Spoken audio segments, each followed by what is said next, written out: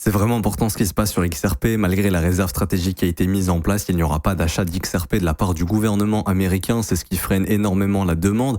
L'argent des ETF est en train de sortir du Bitcoin, ce qui fait que le Bitcoin subit une pression baissière et du coup, il envoie tout le marché des altcoins avec lui, dont la crypto-monnaie XRP. Et on peut voir que ici, malheureusement, depuis la fausse cassure de notre range et la réintégration, depuis le retest de la résistance, maintenant, on a beaucoup plus de chances d'aller casser au sud le support, malheureusement, et du coup, de s'installer sous les 1,76$. Ce qui ferait que XRP pourrait se retrouver dans la zone de rechargement entre les 1,50$ et les 1$ d'ici quelques semaines, quelques mois. Quoi qu'il en soit, ce serait une zone hyper intéressante à acheter. À mon avis, il faudra se positionner dans cette zone pour ceux qui ont des convictions à long terme, qui pensent que le XRP peut encore aller à 5 ou 10$. D'ailleurs, n'hésitez pas à me dire vos objectifs en commentaire. Maintenant, je vous le dis pour être honnête, le fait ici qu'on soit venu prendre les stop-loss et qu'on se soit fait rejeter dans le haut du range, je le dis honnêtement, c'est factuel. Ce qui a le plus de chances d'arriver maintenant, c'est la cassure du range. Et je sais que ça va en emmerder plus d'un qui voulait vraiment changer de vie peut-être et vendre beaucoup plus cher pour peut-être, je sais pas moi, avoir plus d'argent pour déclencher des projets.